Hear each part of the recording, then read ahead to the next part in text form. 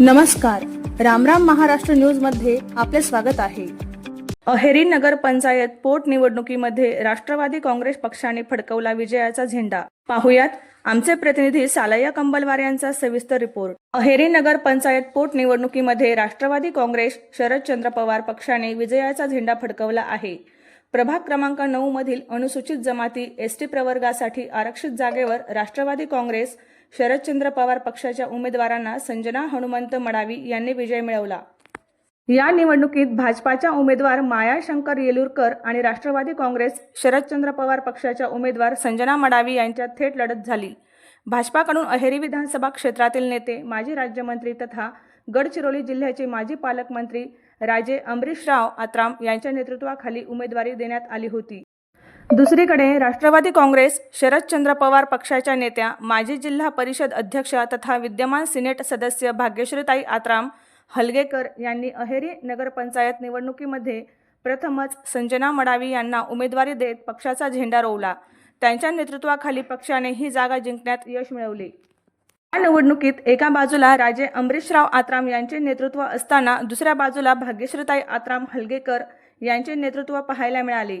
राष्ट्रवादी काँग्रेस शरदचंद्र पवार पक्षाचे युवा नेते ऋतुराज हलगेकर यांनी निवडणुकीत महत्त्वाची भूमिका बजावत पक्षात विजयाचा रथ यशस्वीपणे पुढे नेल्याची चर्चा राजकीय वर्तुळात होत आहे।